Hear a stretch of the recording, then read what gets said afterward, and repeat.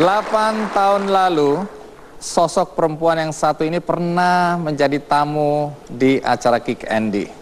Waktu itu dia bercerita bagaimana seorang perempuan kampung dan hanya lulusan SMP bisa sukses menjadi pengusaha.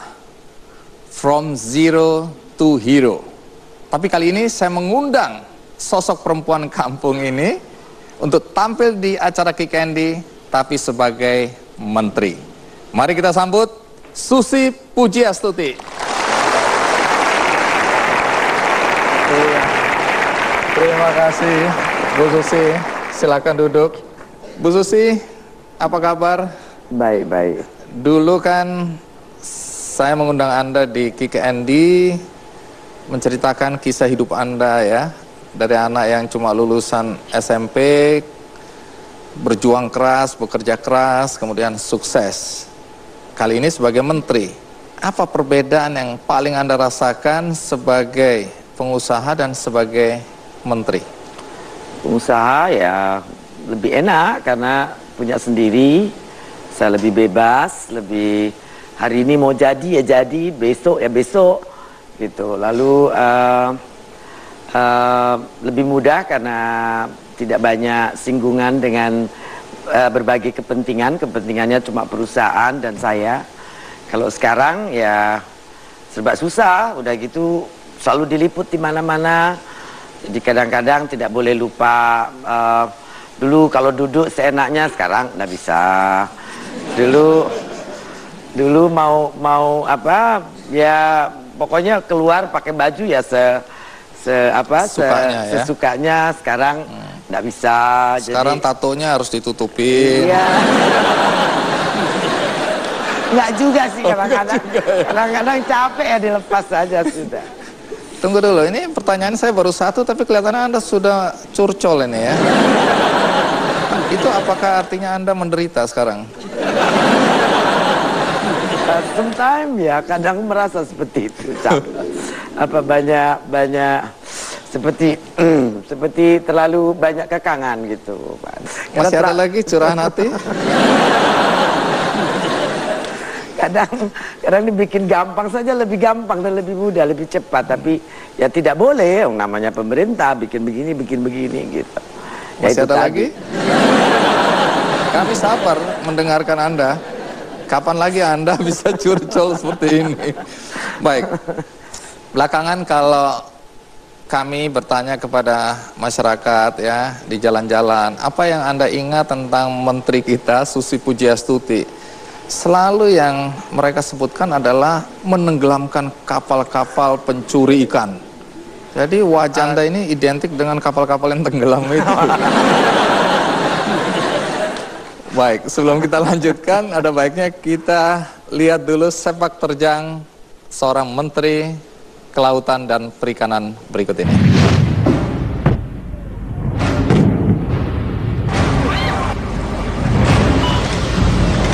Dan kita sangat serius untuk terus menegakkan kedaulatan di Laut Indonesia, Charles Stefan Jaya Mai. Kebijakan penenggelaman kapal pencuri ikan ini banyak membuat orang tercengang dan kaget. Kebijakan Menteri Kelautan dan Perikanan Susi Pujiastuti yang tegas tanpa kompromi memicu kontroversi karena dinilai lebih berani dari pejabat sebelumnya. Namun seiring berjalannya waktu dan ketegasan serta konsistensinya Susi Pujiastuti dalam memerangi para pencuri ikan itu, akhirnya banyak dukungan dari masyarakat. Paling hebat sebetulnya efek jerah, tenggelamkan, dan itu undang-undang ada. Hingga kini sudah 174 kapal pencuri ikan di perairan kita yang ditenggelamkan menteri yang bernyali ini.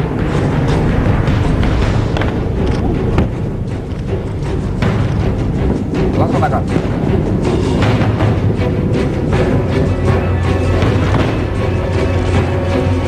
Langkah tegas Susi Pujiastuti sebagai Menteri Kelautan dan Perikanan tidak hanya menenggelamkan kapal pencuri ikan saja.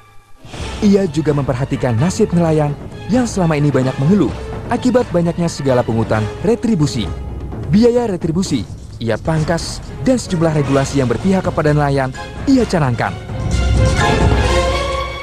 Meskipun begitu, Menteri Susi juga pernah diprotes oleh nelayan karena kebijakan yang dibuatnya, yaitu ketika mengeluarkan larangan penggunaan alat penangkap ikan pukat hela dan pukat tarik, serta saat membatasi komoditas perikanan.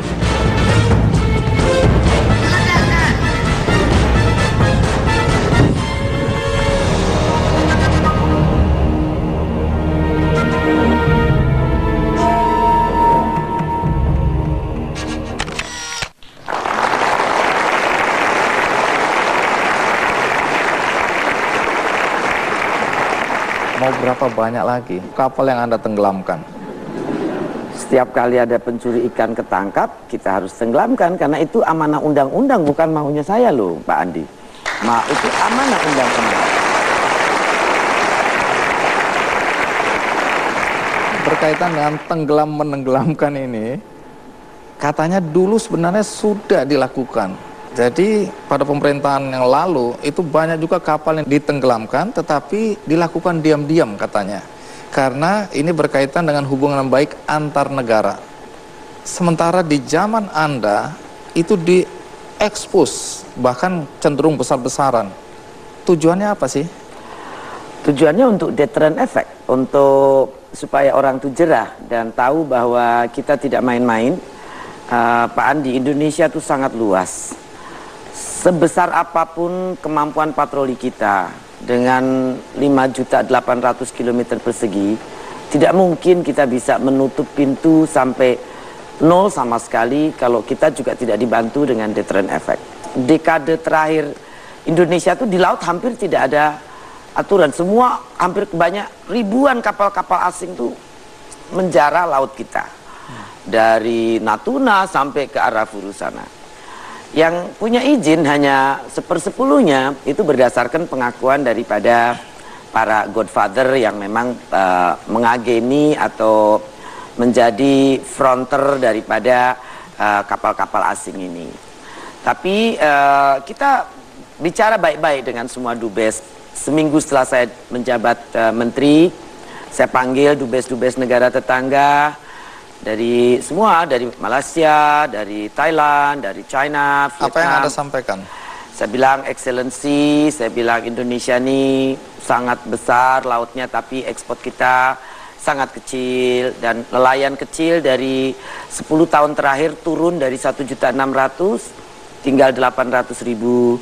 Kemudian ada 115 eksportir juga bangkrut karena tidak ada bahan baku. Semua hilang karena di tengah diambil. Tapi banyak kita tidak lihat, tidak tahu karena mereka memang semuanya dilakukan di tengah laut. Bongkar muat, BBM, juga yang bukan lagi ini mereka juga bukan cuma nyuri ikan, BBM-nya juga pakai BBM kita. Dan ya saya bilang sama duta besar ini, saya bilang Excellency apalagi I don't have enough education to support my job. Jadi pendekatan itu ya, efektif. saya bilang so I will need all your assistance.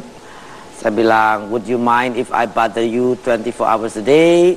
Kalau kita nanti mulai mengeraskan penegakan aturan ini dengan undang-undang tahun 2009 nomor 45 bahwa kita akan tenggelamkan setiap kapal yang tertangkap. Reaksi mereka mereka setuju semua buat press conference setelah itu dan menyetujui bahwa IUU fishing itu, illegal fishing itu bukan cuma persoalan Indonesia tapi persoalan banyak negara.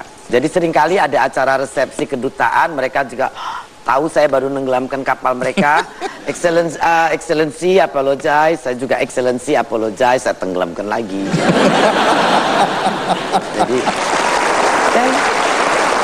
Jadi setelah Anda menenggelamkan 150 satuan kapal, hubungan diplomasi Anda dengan para dubes-dubes itu masih baik? Masih, kita sedang menyelesaikan beberapa persoalan dengan pemerintah mereka. Itu tidak ada dusta di antara Anda dan mereka ya? Saya tidak ada dusta, saya tidak tahu kalau yang lain ada dusta Pak, tapi saya tidak ada. Nah, dengan sikap dan tindakan Anda seperti itu, atau kebijakan menenggelamkan kapal dan diekspos tanda kutip besar-besaran, Dampaknya apa yang terasa sekarang ini? Kita kan keluarkan izin seluruhnya KKP ada 1.300. Jadi saya tanya mereka, ya ada 3 mungkin kopinya. Saya bilang nggak percaya saya, ya 5. Saya bilang nggak percaya saya, ya kadang-kadang 10. Jadi, satu izin kapal bisa ada 10 kapalnya. Catnya sama, warnanya sama, nomor saja kadang berbeda. Ya itulah deteren efek yang Pak Jokowi inginkan. Jadi istilahnya orang udah takut duluan gitu. Dan sekarang masih ada ya, kita tangkap tahun ini, kalau tidak salah besok ini awal bulan kita akan tenggelamkan 30-an. 30 Jadi masih kapal ada lagi. rencana lagi nih? Ya cuma tidak seperti dulu Pak Andi. Kalau dulu tuh seperti biasa, mereka pakai bendera Indonesia. Lalu tukang cuci piringnya orang Indonesia disuruh terima radio dari kapal patroli. Jadi kalau ditanya, ya ini kapal Indonesia gitu. Jadi modus ini Anda sudah tahu dari dulu karena memang Anda bergerak di bidang perikanan. Iya, iya. Nah, ada yang bilang, Bu Susi sih beraninya sama kapal-kapal kecil aja. Kapal besar dong tenggelamkan. Kan sudah kemarin yang Viking, Pak, ya. Viking itu kapal terbesar. Ya, bobot lalu matinya berapa? Kemarin kalau tidak salah 1.200, Pak. 1.200. Baik, menarik karena kapal itu Anda tenggelamkan bukan tenggelamkan seluruhnya. Anda Ya. tenggelamkan separuh aja. Apa Ya, maksudnya? untuk monumen. Untuk dikenang.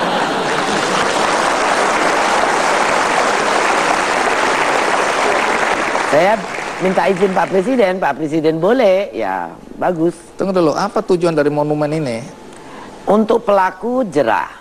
Jadi kalau mereka lewat situ masih ada bangkai kapal yang... Ya, dan saya ingin untuk membuat museum di situ, sebuah museum supaya negeri kita, bangsa kita, semua anak-anak generasi yang akan datang belajar bahwa illegal fishing itu sangat merugikan negara dan sangat merusak. Panjang jaringnya juga kilometeran, bukan 1.000 meter, 2.000 meter. Itu kalau tidak salah panjang talinya 77.000 meter. 70 meter lebih. Kilometer, ya. Panjang sekali. Ya. Apa dampaknya kalau panjang? Tuh, jadi dia apa saja dia Sapu, garuk. dan Ya. itu merusak semua ya. Merusak habitat di bawah, karang-karang, ya. Baik, menarik ya. Baru-baru ini terjadi konflik ya di Laut Cina Selatan berkaitan dengan kapal patroli dari Kementerian Kelautan dan Perikanan yang mengejar tanda kutip nelayan atau perahu nelayan atau kapal nelayan yang diduga mencuri ikan di daerah atau wilayah kita. Kemudian terjadi insiden. Nah, nanti Anda jelaskan apa yang terjadi karena ini dari pihak Tiongkok ngamuk berat ini karena Anda menahan kapal mereka dan kemudian menangkap awak kapal. Kapalnya tidak ditahan. Ya, waktu itu lagi diseret tapi terlanjur ditabrak.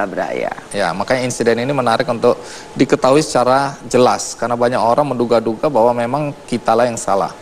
Tapi sebelum Anda jawab, kita rehat sejenak, ikuti terus Kick Andy.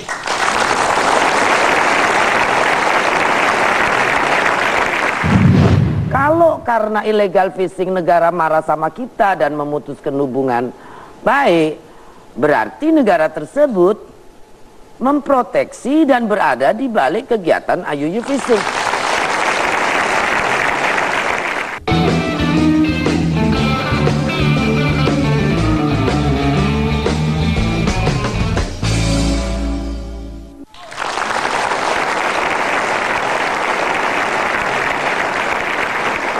Bu Susi, baru-baru ini kan terjadi insiden ya, bentrokan antara kapal patroli KKP dengan patroli pantainya Tiongkok.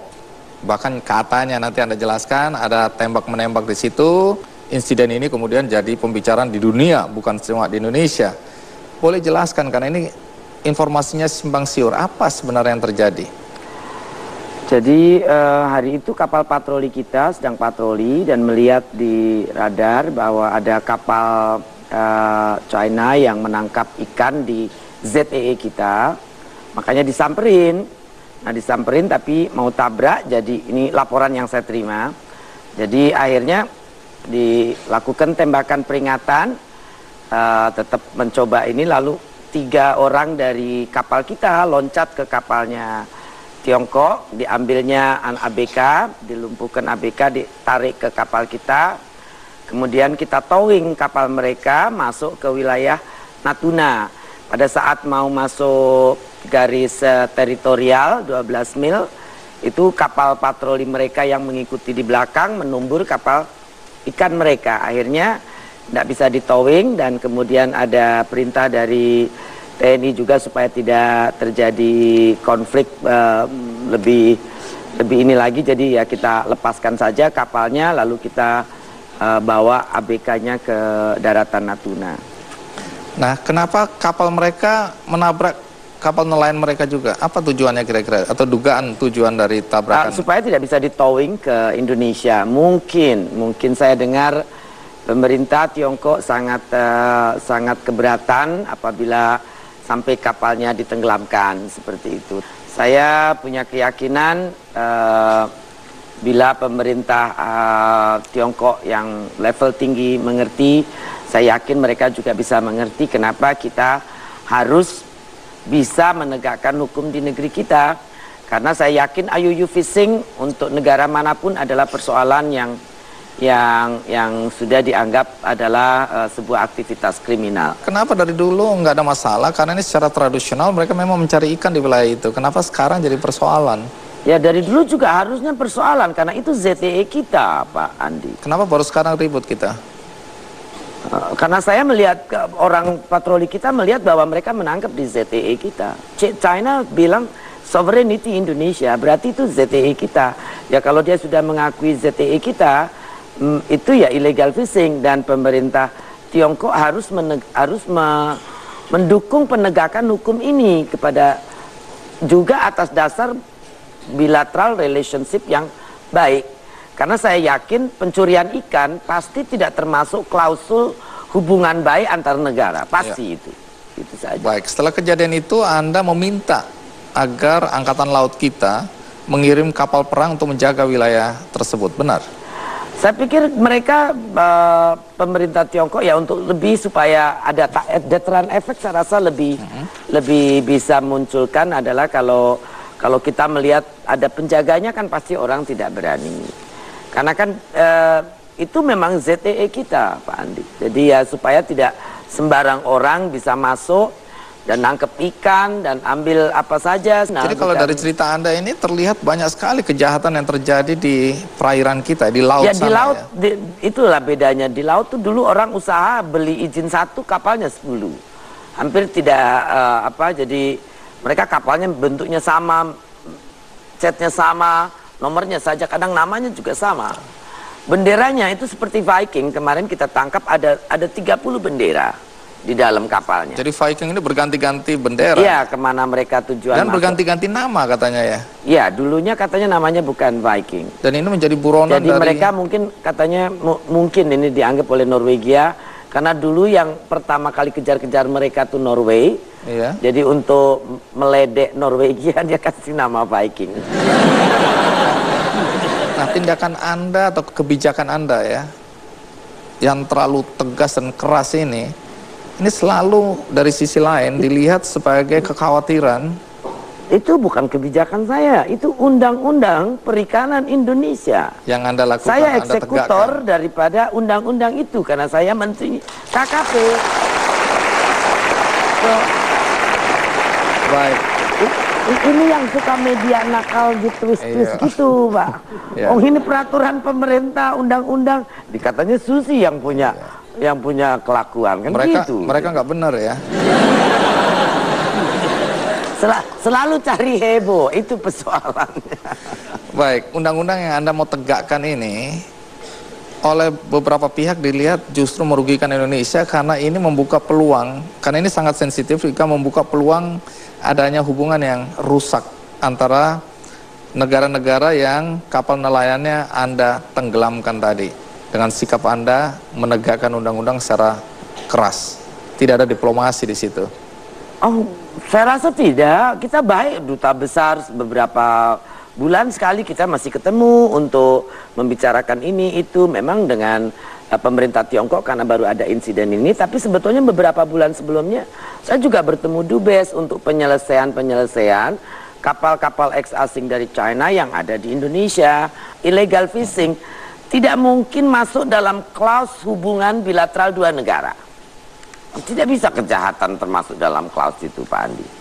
Kalau karena illegal fishing negara marah sama kita dan memutuskan hubungan baik, berarti negara tersebut memproteksi dan berada di balik kegiatan IUU fishing. Kan tidak mungkin, Pak. Baik, masih banyak hal menarik, terutama apakah di laut itu sebenarnya ada mafia. Karena semua orang menganggap banyak sekali mafia, tapi yang mana dan siapa mereka itu yang mereka selalu tidak tahu. Mungkin Anda bisa jelaskan apakah benar atau tidak, tapi jangan sekarang, karena kita rehat dulu, ikuti terus Kick Andy.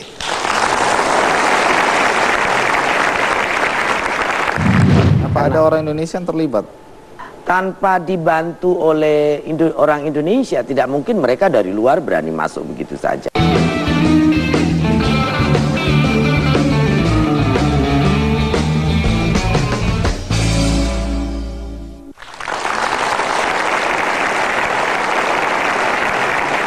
Susi, tadi kan Anda cerita banyak mengenai kejahatan-kejahatan di laut ya, berkaitan dengan pencurian ikan, penyelundupan, ada lagi perbudakan secara modern di atas kapal, kemudian ada penyelundupan manusia, human trafficking.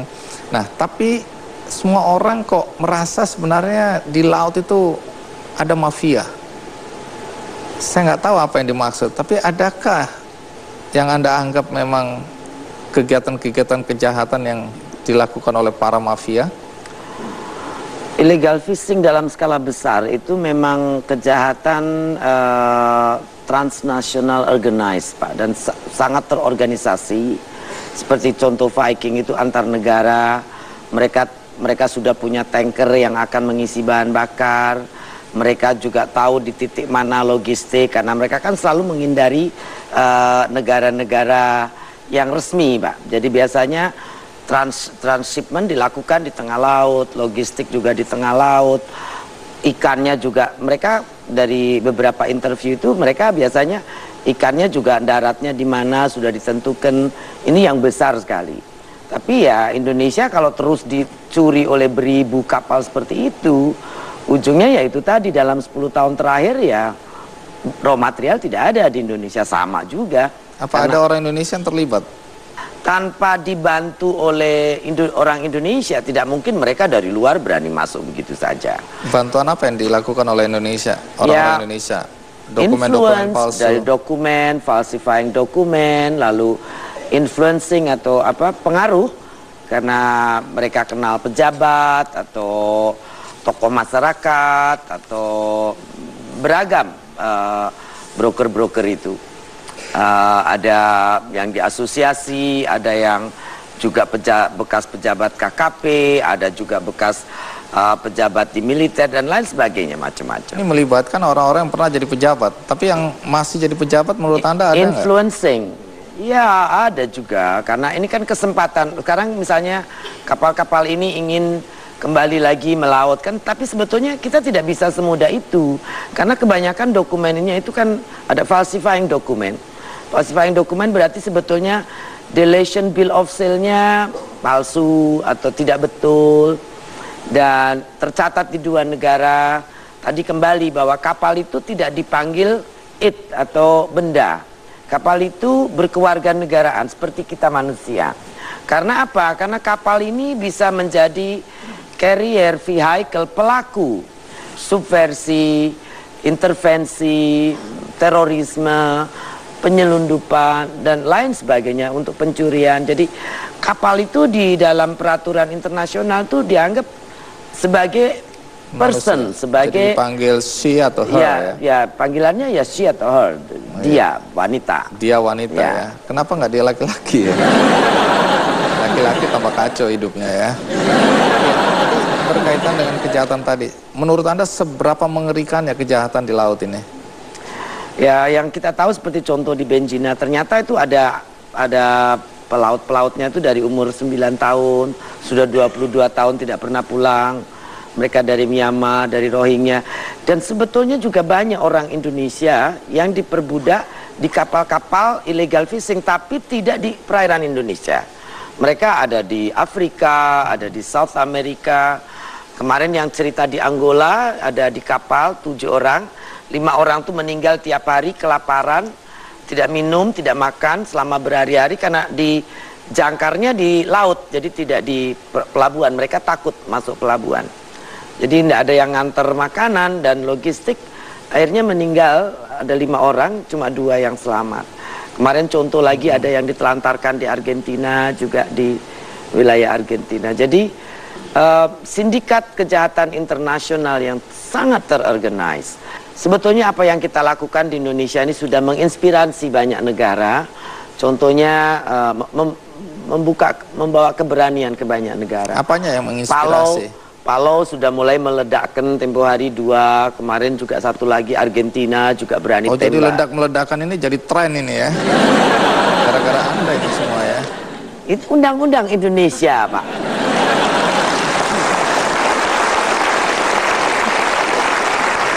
Kenapa saya selalu menuduh Anda ya?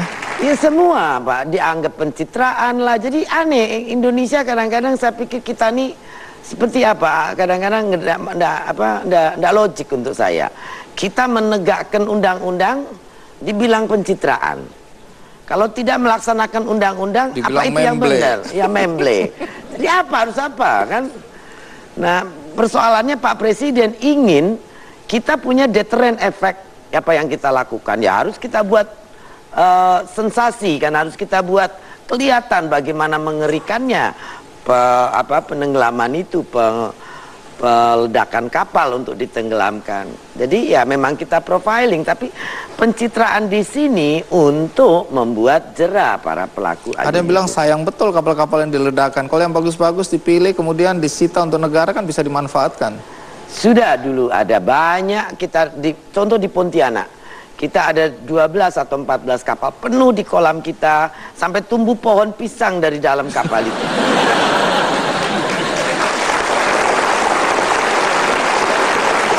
Tunggu. Dengan cerita ini apa pesan moralnya sebenarnya? Apa yang Anda ingin ceritakan? Jadi bikin macet pelabuhan, nggak bisa dipakai, penuh oleh kapal sitaan, kemudian ternyata tidak dimanfaatkan. Atau kalaupun ada yang dimanfaatkan akhirnya dijual, jual lagi kembali ke pemiliknya.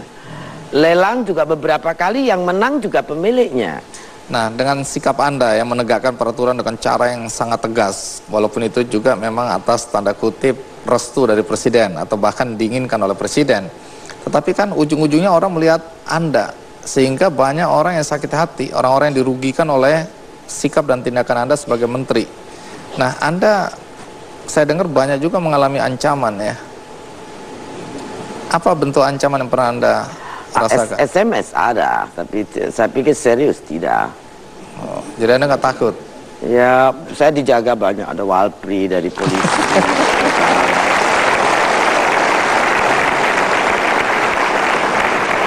Pemerintah kasih penjagaan. Baik. Tapi Anda dulu pernah diancam mau disantet juga, saya. Oh iya, SMS itu ada. Oh itu santet. 7 turunan. Isinya, 7 turunan Anda mau disantet. Jadi nggak cukup Anda ya, sampai 7 turunan mau disantet semua. Siapa itu orangnya? Ada aja, mungkin orang yang jengkel saja. Kalau nggak stres saja. Nah, kalau diancam-ancam kita apa reaksi Anda atas sikap Anda? Ya biasa saja, saya kan melaksanakan tugas negara, Pak Andi, dan ya perintah Pak Presiden. Jadi Anda laksanakan dengan segala konsekuensi. Dengan segala konsekuensi.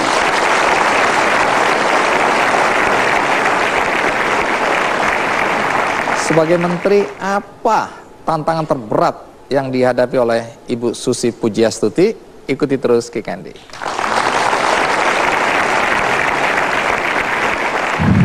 Dari semua apa yang Anda kerjakan, banyak orang menganggap Anda ini perempuan baja, perempuan kuat, ya, hati maupun fisik.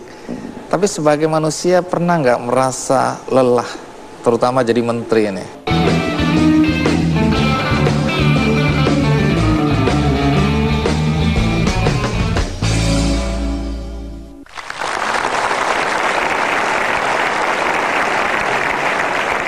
ujung dari semua tindakan Anda, kebijakan Anda, mewakili negara tentu saja adalah untuk kesejahteraan bangsa Indonesia. Nah, boleh diceritakan sedikit apa saja ya perubahan yang sudah bisa dirasakan atau bisa dilihat dengan berbagai kebijakan yang Anda lakukan di kementerian Anda? Kalau dari laporan lapangan itu banyak, terutama wilayah-wilayah yang dulu banyak illegal fishing, sekarang ini ikannya luar biasa. Di Sabang contohnya dulu biasanya 1 hari 1 ton, Pak Wali Kota cerita sekarang paling tidak 20 tonan setiap hari. Merauke yang tahun 2013 hanya 2000 ton, tahun 2015 menjadi 4.000 ton, dan tahun 2000 naik 100%. Ya, 2015-nya 6.000 ton. Lalu Naik lagi sampai 6.000. Kemarin baru sampai bulan Maret dari data SKPM kita itu naik menjadi 3.000, baru 3 bulan sudah 3.000-an ton. Dan banyak wilayah Tahuna, kemudian wilayah Gorontalo yang tadinya tidak pernah lihat ikan tuna besar, sekarang mereka lihat ikan tuna besar. Itu dampak yang terlihat sekarang ini ya? Ya, karena ribuan kapal sudah tidak ada di sini lagi, dan saya dengar dari Pak Menteri ESDM, kita juga menghemat 37% bahan bakar solar. Yang selama ini diperjualbelikan secara ilegal di lautan. Ya, jadi mereka curi juga pakai minyak kita untuk curi ikan. Indonesia baik sekali. Ya. Itu berkaitan dengan perjuangan Anda untuk nelayan, untuk bangsa kita. Lalu apa lagi yang Anda lakukan untuk membantu nelayan-nelayan kita? Anggaran KKP itu kita pakai sekarang 80% untuk stakeholder kita, baik untuk bikin 3.000-an kapal untuk nelayan, kemudian budidaya juga kita, kalau tidak salah direktur budidaya, dirjen kedirjenannya dapat hampir 1,5 T untuk dari mulai KJA, bibit ikan, bibit agar-agar, kemudian pesisir, untuk konservasi, juga BPSDM kita akan tambah beasiswa untuk anak-anak nelayan, sekolah di Politeknik Perikanan, dan kita juga akan bangun 10 Politeknik Perikanan. Kita akan percepat pembangunan integrated di 15 pulau terluar, jadi dari mulai Tahuna, Morotai, Saum Laki, Merauke, Timika, sisi luar dulu kita bangun, NTT, kemudian juga Sabang. Kita bangun integrated dari mulai kapal tangkap, cold storage, mesin es. Apa yang mau dicapai dari semua perencanaan ini? Peningkatan kuantitas, yang mana sekarang memang sebetulnya juga sudah meningkat. Pertumbuhan ekonomi perikanan kita tahun 2015 dan kuartal terakhir kemarin tahun 2016, kuartal pertama 2016 belum keluar, tapi yang akhir 2015 itu 8,96%. Data BPS. Itu pertumbuhan yang luar biasa.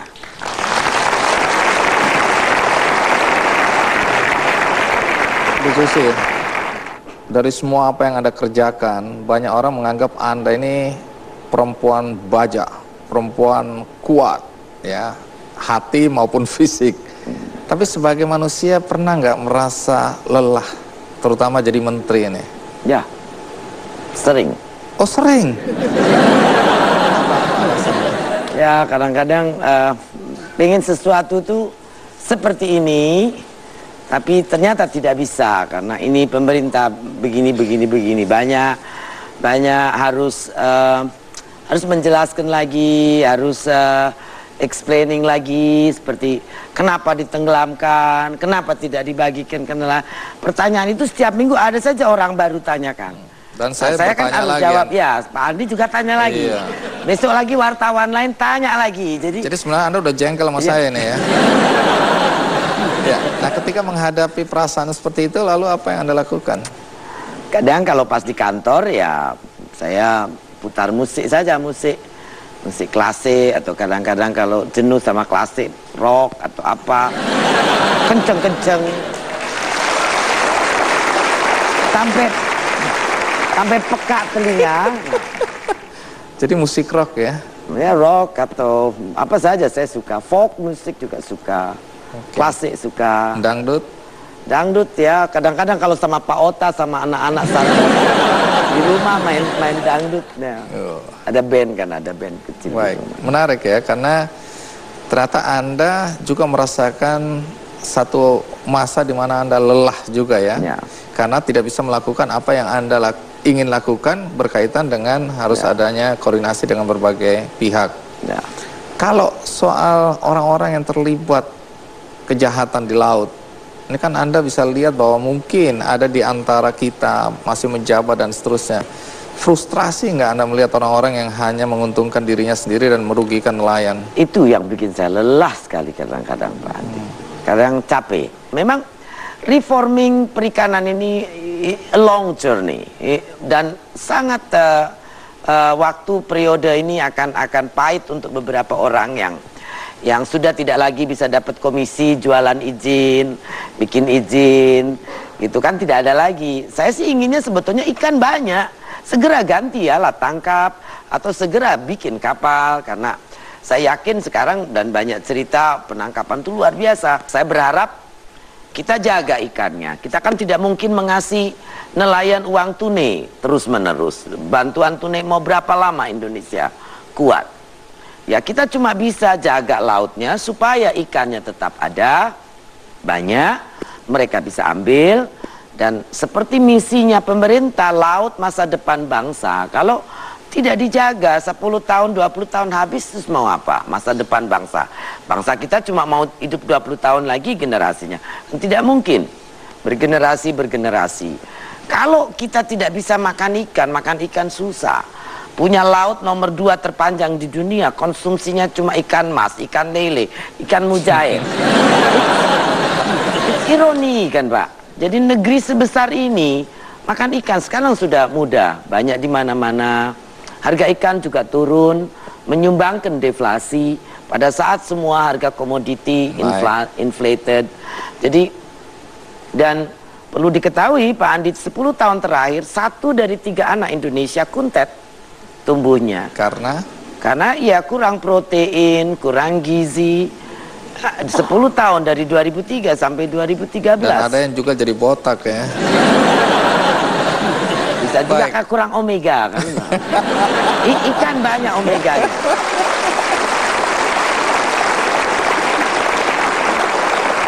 Dengan gaya Anda memimpin seperti sekarang, saya masih penasaran. Waktu pertama kali Pak Jokowi minta Anda itu, apa yang dilihat dari Anda ya? Ya Bapak tanya sama Pak Jokowi dong. Oh iya ya. Mana saya tahu isi hati dan kepala Pak Presiden. Tapi waktu ketemu Anda apa yang dia omongin? Kan Anda pasti kaget-kaget juga dan katanya Anda bilang, Pak, saya ini orang gila, kenapa dipilih? Nah, beliau bilang saya perlu orang yang gila.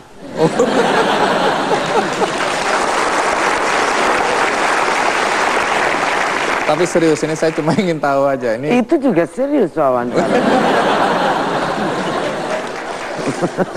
Kalau penampilan Anda, itu Pak Jokowi waktu itu ngomong nggak, Bu Susi minta maaf ya, penampilan Anda kok urakan gitu, bisa nggak diperbaiki atau dijaga? Ada nggak? Ada. Jadi Pak Jokowi menerima Anda apa adanya? Iya. Tapi sebelumnya Anda kenal Pak Jokowi nggak sih? Ketemu waktu beliau mau dilantik malam, saya ucapkan selamat di bandara 2 menit saja. Jadi sebelum ini belum kenal, bukan teman, bukan apa gitu.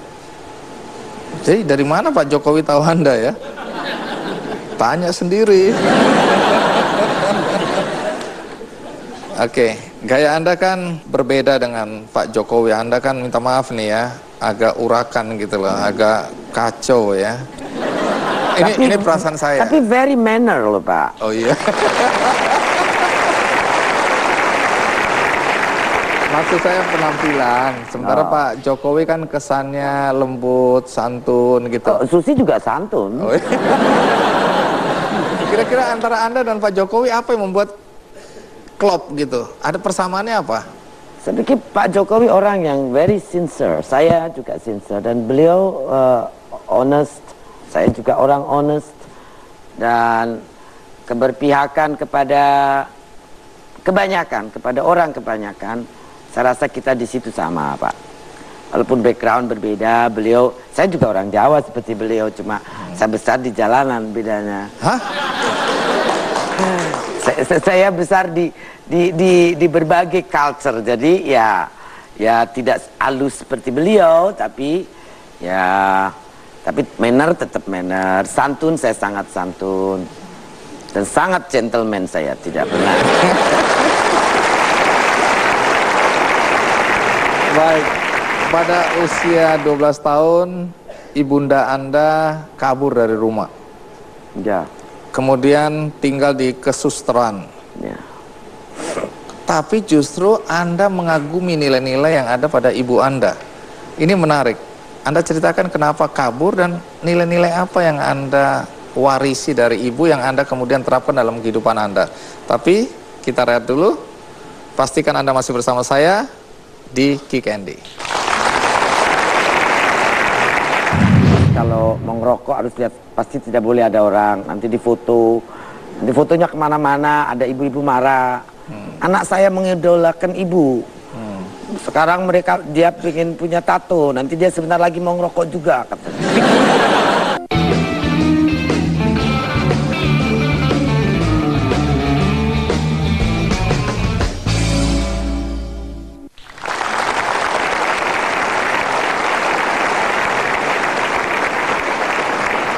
Bu Susi, karena waktu pertama kali Anda di acara Kick Andy kan sebagai pengusaha, kemudian sekarang sebagai menteri. Dulu kan Anda bebas melakukan apa aja yang tadi Anda ceritakan, ya. Mau duduk di pinggir jalan juga nggak ada yang persoalkan, mau pakai tato juga nggak ada yang ribut, mau sedikit ya ngepul-ngepul juga nggak ada yang ngeramein. Tapi sekarang sebagai menteri itu menjadi urusan semua orang. Nah, apa kegiatan-kegiatan lama Anda yang akhirnya sekarang nggak bisa Anda lakukan lagi sebagai menteri? Jalan di kota, jalan kaki, terus ke mall.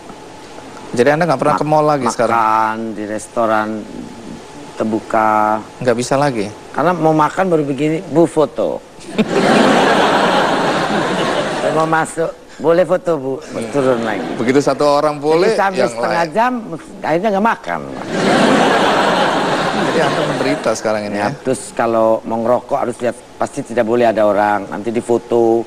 Nanti fotonya kemana-mana, ada ibu-ibu marah. Anak saya mengidolakan ibu.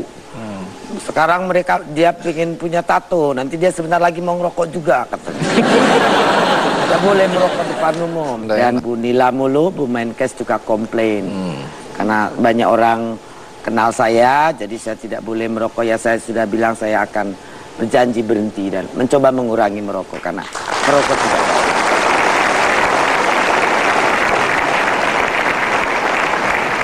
Ini kembali lagi berkaitan dengan pendidikan. Banyak dulu orang meragukan lulusan SMP jadi menteri bisa apa. Faktanya sekarang orang-orang melihat bahwa Anda punya prestasi. Nah, berkaitan dengan pendidikan, apa korelasinya dengan sukses kalau menurut Anda? Karena banyak anak-anak juga merasa udah nggak perlu lagi sekolah tinggi-tinggi, SMP cukup. Kenapa? Bisa jadi menteri. Anda itu contoh buruk ini.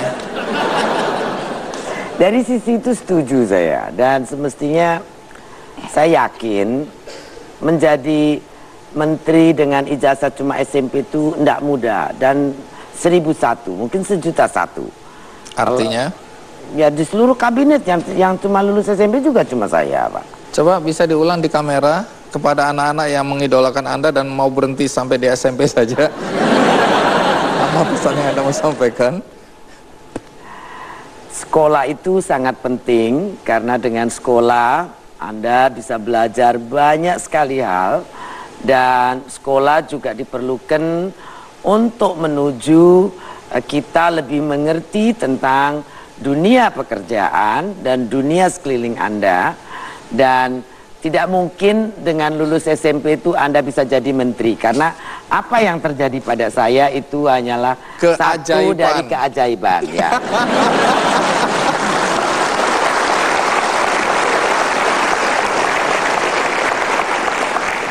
Hal yang juga menarik adalah orang tidak lagi melihat gaya Anda yang kadang-kadang seenaknya itu, terus pendidikan Anda.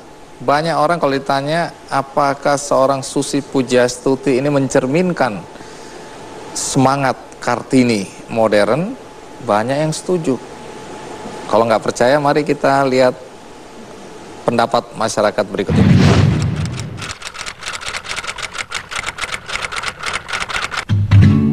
Dia itu nyentrik ya, tegas. Berani tuh orangnya tuh ya. Pokoknya keren sih buat ibu itu. Jadi tuh ngasih tahu orang kalau kita tuh nggak boleh ngejudge orang dari luarnya aja, tapi kita bisa ngeliat kinerjanya kayak gimana.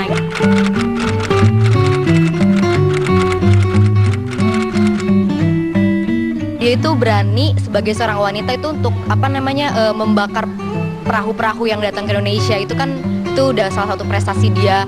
Berkurang yang penangkap-penangkap ikan liar yang masuk ke perbatasan Indonesia. Yang saya tahu sih dia waktu itu dia pernah ngebantuin tsunami di Aceh. Yang saya tahu sih dia pernah ngeledakin kapal asing yang masuk ke wilayah kelautan Indonesia.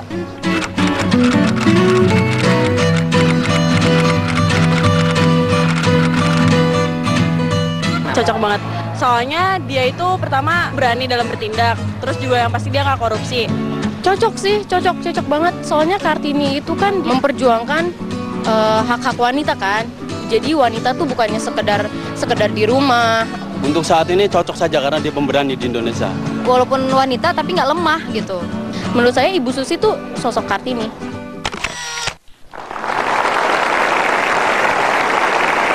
Anda dianggap membawa semangat Kartini di zaman modern. Silakan mau bantah, mau setuju. Terlalu berlebihan. Banyak contoh wanita lain yang lebih hebat.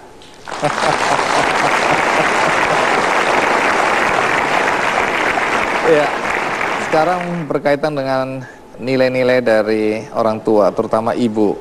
Karena saya dengar cerita umur 12 tahun, ibu Anda kabur dari rumah. Tentu kami semua ingin tahu, kenapa kabur dari rumah dalam usia 12 tahun? Waktu itu beliau disuruh kawin sama juru tulis keluarga yang usianya 30 tahun lebih tua dari ibu saya. 12 tahun? Iya. Disuruh menikah? Ya zaman dulu kan. Nah karena tidak mau, ya beliau naik, saya tidak tahu, ke jalan kaki atau naik bus, berangkat ke Sukabumi, tinggal di kesusteran di Sukabumi. Dari situ kemudian beliau ikut PMI, Palang Merah, sampai ke Bali, sampai akhirnya sekolah SGKP di Kepandaian Solo. Putri ya? Ya, jadi makanya ibu suka dandanin pengantin, dia nyulam, jahit. Itu juga pelajaran yang saya dapat. Saya juga bisa bikin baju Anda sendiri. bisa jahit? Ya. Anda bisa Waktu jahit? gadis bikin baju sendiri, ya. Mana percaya orang. Oke, untuk sementara saya percaya lah Anda bisa jahit ya. Baik, jadi nilai-nilai apa yang Anda dapatkan atau Anda warisi dari ibu seperti itu? Kemandirian dan konsisten untuk mencapai goal dan kerja keras. Dulu ada foto nih, Anda menggendong seorang wanita. Ibu saya. Oh, itu ibu Anda ya? Jadi benar apa yang disampaikan di media sosial bahwa itu adalah ibu Anda. Ya. Kenapa Anda harus gendong ibu Anda ini? Karena jauh, beliau jalan sudah agak susah. Jadi daripada diklat lalu rumput juga. Emang tidak ada orang lain di situ? Pada saat ibu itu? saya yang harus gendong.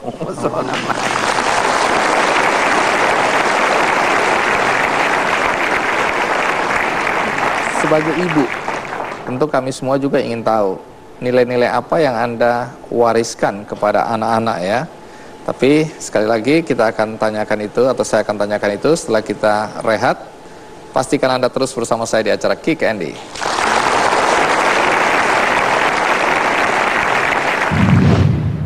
Kadang ada perasaan kosong seperti itu. Dan menyesal saya tidak di sana.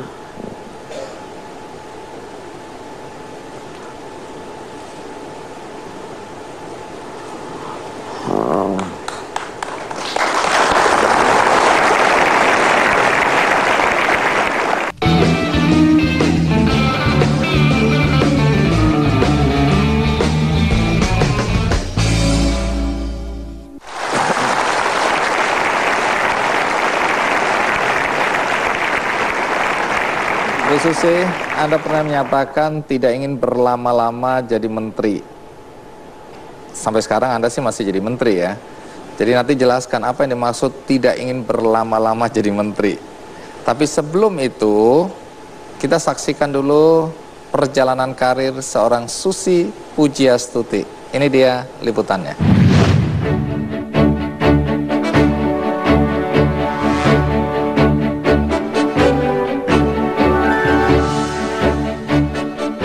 Susi Pujiastuti lahir di Pangandaran, Jawa Barat 51 tahun lalu.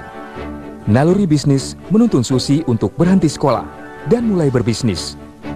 Dengan modal Rp750.000 yang didapat dari menjual perhiasan, Susi menjadi pengepul ikan di Pangandaran pada tahun 1983. Bisnisnya terus berkembang.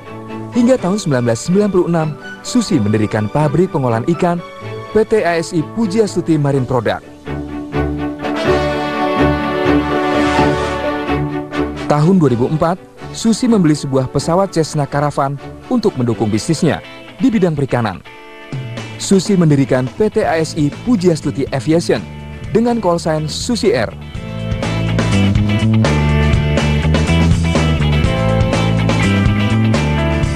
Susi juga menggunakan pesawatnya untuk membantu korban-korban tsunami Aceh 2004. Saat tingginya permintaan transportasi udara, Susi menyewakan pesawatnya. Susi Air banyak beroperasi di daerah yang belum terjamah maskapai lain dan fokus melayani penerbangan perintis. Setelah ditunjuk oleh Presiden Joko Widodo untuk menjadi Menteri Kelautan dan Perikanan 26 Oktober 2014, Susi mundur dari jabatannya sebagai Presiden Direktur PT ASI Pujiastuti Marine Product dan PT ASI Pujiastuti Aviation untuk menghindari konflik kepentingan.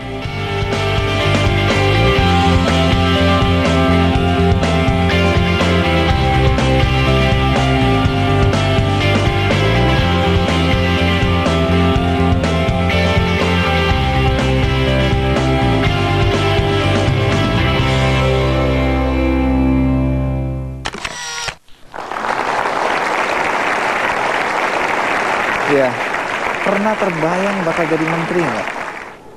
Nggak ada cita-cita jadi menteri? Mana ada pikiran kamu? Dulu kecil kita nggak tahu menteri itu apa, Pak.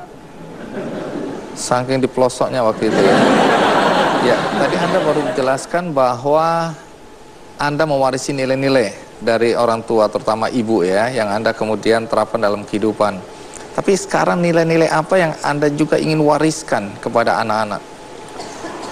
Kemandirian, kejujuran, sportif, dan konsisten. Jadi kalau konsekuensi bahwa apa yang kita lakukan pasti akan membawa konsekuensi.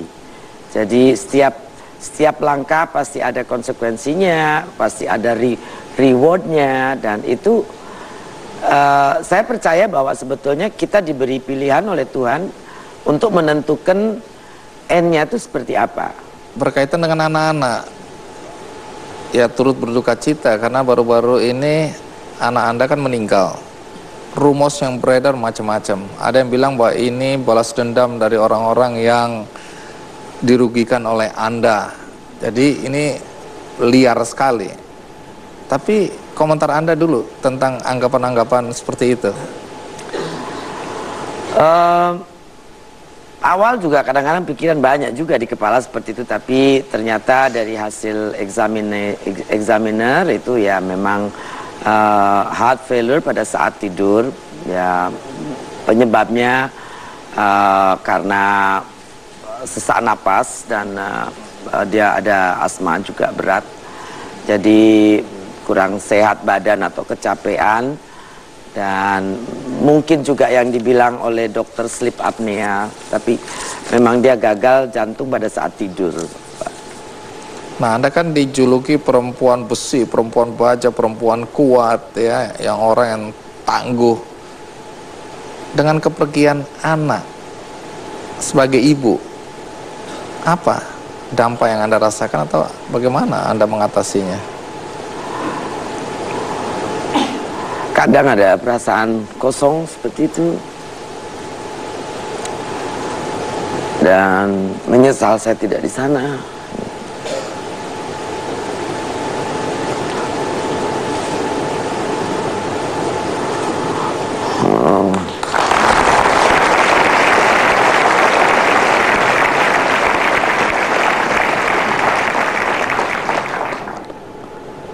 Iya, saya dengar ada penyesalan yang dalam dari Anda bahwa oleh karena tanggung jawab sebagai menteri untuk negara, untuk bangsa, Anda kekurangan waktu, merasa waktu Anda banyak tersita sehingga Anda tidak banyak lagi punya waktu untuk anak-anak Anda, sehingga ketika anak Anda pergi dan Anda merasa bahwa waktu itu kurang sekali untuk anak-anak. Apa betul itu? Kadang-kadang perasaan guilty itu selalu ada dari dulu karena saya banyak kerja, anak-anak saya tenteng kemana-mana, juga kadang-kadang terpisah dari teman-temannya, kadang-kadang ya. Tapi saya mencoba untuk memberikan kualitas kepada waktu kalau kita sedang bersama, dan saya pikir so far it's okay. Cuma kadang-kadang juga terpikir mungkin saatnya untuk stop dan konsentrasi ke keluarga, kadang-kadang seperti itu. Tapi ya saya pikir saya masih punya tenaga dan pikiran yang saya bisa berikan kepada negara ya.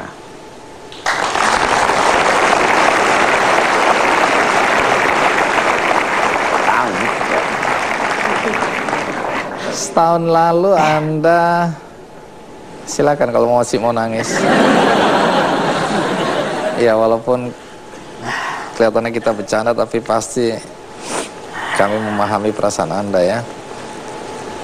Setahun yang lalu Anda mengatakan tidak ingin berlama-lama jadi menteri. Pengertiannya apa itu ya?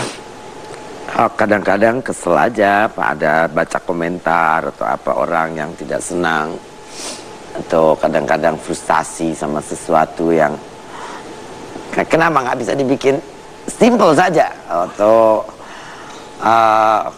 kenapa orang berpikiran seperti itu, kenapa mereka berpikir negatif thinking gitu. Apa benar Anda pernah ngomong sama Presiden Jokowi bahwa Anda mau istirahat sebentar gitu loh? Kenapa sampai berani-beranian bilang ke Presiden mau istirahat dulu? Enggak, libur lah gitu Pak. Oh, libur. Kalau dikasih izin sebulan libur emang mau ngapain? Mau jadi CEO Susi Air sebentar. Kangen ya? Adakah mimpi yang Anda ingin wujudkan ke depan?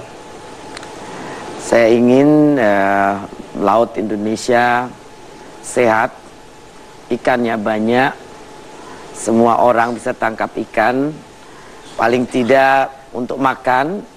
Ekspor Indonesia menjadi, sekarang juga walaupun ada penurunan di tuna segar ke Jepang misalnya, tapi Indonesia tetap nomor 1, udang kita juga sudah nomor 1, dan saya harap orang ujungnya yang sekarang ini demo, marah, dan segala macam pada akhirnya mengakui bahwa apa yang saya lakukan, policy yang kita lakukan adalah it was the right things that happen on the right time untuk negeri ini. Itu aja.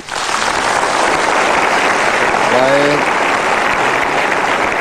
Ibu Susi, terima kasih. Dan seperti biasa di acara Kick Andy, kalau kami mengundang orang-orang spesial, maka kami akan berikan karikatur untuk Anda. Baik, bagaimana bentuk karikaturnya? Iya, jangan dikasih lihat Ibu Susi dulu. Kita kasih lihat ke penonton dulu. Ya, baru Ibu Susi boleh lihat. Iya.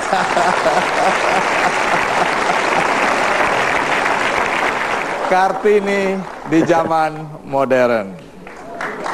Baik. Jadi ini dipersembahkan untuk Ibu Susi ya. Sebelum kita akhiri Ibu Susi, seperti biasa saya juga akan membagikan satu buku istimewa hari ini, Untold Story tentang Susi Pujiastuti. Ya. Dan penulisnya sebagai salah satu dari tim sudah ada di sini, yaitu Bobby PR. Boleh berdiri? Iya, terima kasih untuk bukunya. Terima kasih. Supaya Anda lebih puas dengan kisah hidup Ibu Susi, maka ini akan saya bagikan satu-satu untuk Anda di studio. Karena selain buku, maka hari ini ada seperangkat alat-alat kecantikan, produk-produk kecantikan dari Esther House of Beauty untuk Anda semua yang hadir.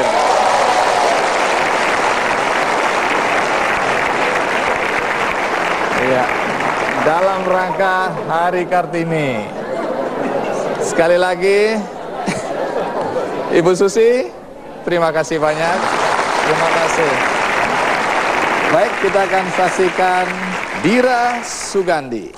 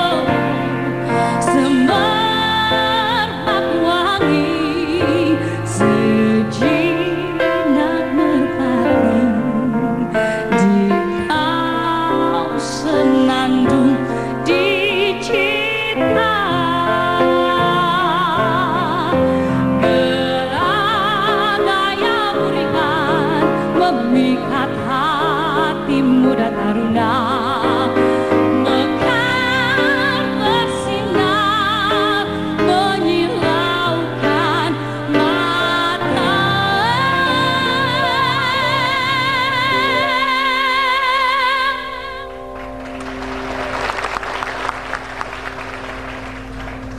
Halus wanita,